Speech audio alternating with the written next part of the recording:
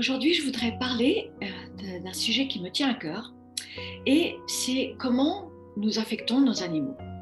Alors, vous avez tous entendu parler de l'effet miroir, le fait que les animaux ils absorbent, on entend aussi que les animaux ils se sacrifient pour nous, on entend toutes sortes de choses, oui. Alors, c'est un sujet qui me tient à cœur parce que effectivement, notre stress, il affecte nos animaux indirectement et je vais essayer de vous expliquer ça sans qu'on se sente coupable d'aucune façon, mais il affecte quand même nos animaux parce que c'est une fréquence, notre stress.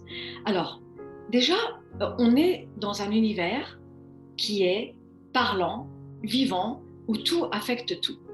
Et on sait grâce à la physique quantique que nos pensées, nos émotions, elles affectent notre corps, elles affectent nos cellules, et ces pensées et ces émotions, elles deviennent même notre cellule. D'accord?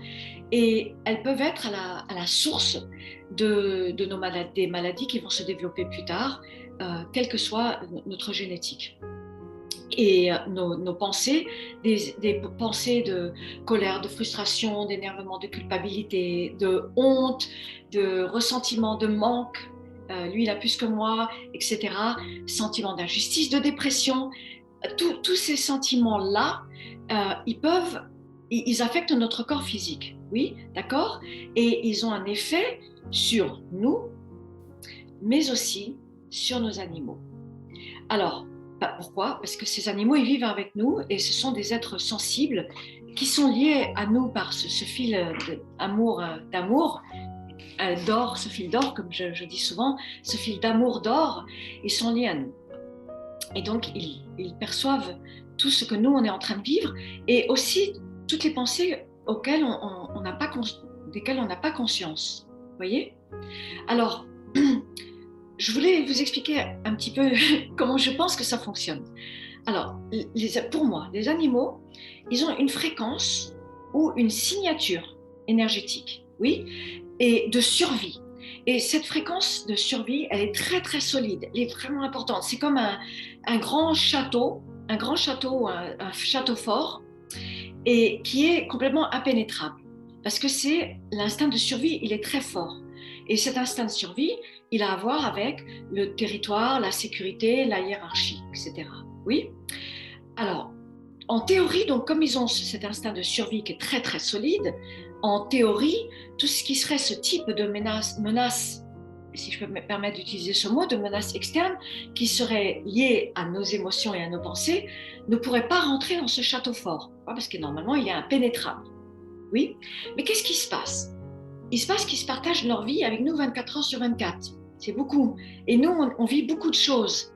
Et donc, petit à petit, cette fréquence, elle s'affaiblit et je pense qu'elle se dénature. Alors, on rajoute à ça de la nourriture industrielle, les piqûres, trop de piqûres, les traitements chimiques, pas assez de temps en contact avec la nature, avec la terre. On rajoute avec tout ça, et là, qu'est-ce qui se passe? On a une faille. Oui. Et cette faille, elle permet que cette fréquence de nos émotions, ça existe, c'est réel, cette fréquence, elle détourne la fréquence d'énergie de survie et elle se glisse à l'intérieur du fort, du château fort. Oui. Alors, il faut prendre en compte que nos émotions, nos gardiens, elles sont vraiment réelles. Oui, mais nous, on se rend pas compte que la plupart du temps, on vit en mode automatique, on n'est pas conscient de ce qui se passe pour nous, on n'est pas conscient de nos émotions, on n'est pas conscient de nos pensées, on n'est pas conscient de tout ce qu'on projette, du temps qu'on passe dans le passé, dans le futur, sans être dans le présent. On ne se rend même pas compte de ça, parce qu'on est en pilote automatique. Yes? Euh, mais eux, les animaux, ils sont avec nous donc 24 heures sur 24 et le chien il est sur le sofa, il est là à côté de nous, le chat, notre cheval on part en balade et ils ressentent tout de nous. Et rappelez-vous, j'ai parlé de cette petite faille qui permet de rentrer dans ce château fort. Donc, c'est ça qui se passe. Donc, ça va au-delà de ce qu'on appelle traditionnellement l'effet miroir de l'animal. Il y a beaucoup de choses qui ont été écrites sur ça. C'est au-delà de ça. Donc, c'est pas que les animaux se sacrifient pour nous. Ils vont pas se sacrifier pour nous consciemment et prendre une maladie pour nous. Parce que ça irait pas du tout avec cet instinct de survie. Donc, mais oui, il y a une forme d'absorber, donc pas tous les animaux, ça dépend des animaux, mais il y a une forme d'absorber ce que nous on vit. Pourquoi? Parce que tout ce qu'on vit, c'est quand même une vibration. Et c'est une vibration qui est en train d'émaner en permanence, tout le temps. Ça sort. Oui. Et donc, il faut prendre ça en considération. D'accord? Alors, sur ces belles paroles, comment on fait pour résoudre ça? C'est pas évident, parce qu'on ne peut pas vivre sans stress, surtout en ce moment. C'est difficile. Même si on médite, on peut méditer 15 heures par jour, si possible.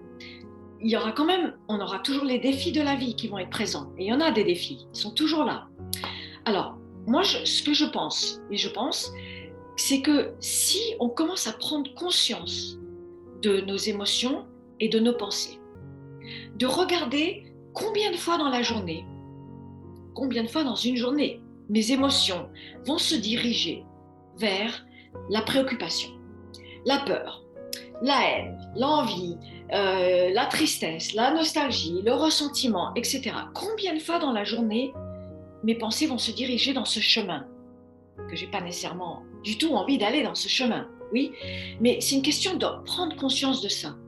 Alors, je pense que si on commence à faire un travail d'auto-observation, comme si on était séparés, on se sépare de ce mode en pilote automatique, on observe nos pensées, nos émotions, nos réactions. Alors, ça ne veut pas dire qu'on ne va pas les vivre, on va vivre, on va avoir les émotions, on va avoir les réactions, oui, mais si on arrive à les observer, on va arriver à les dénouer simplement par cet acte d'observation. Elles vont perdre leur force et vont petit à petit se dénouer, se diluer. Donc c'est un travail d'observateur en permanence. Et quelque part, ça va dénouer tous ces nœuds qu'on a à l'intérieur, ça va les défaire et ça va permettre que les animaux ne vont pas avoir besoin d'aller vers ça, de rentrer dans ces choses-là. Ça va les libérer à eux. Vous voyez? Bon, à nous aussi. Ça nous libère à nous aussi. Mais ça va les libérer de toute cette charge-là. Oui? Et après, vous pouvez tout à fait faire, très recommandé, de la méditation, des exercices de respiration pour purifier et pour aller à la source de nos émotions, pour mieux comprendre ce qui se passe. Oui?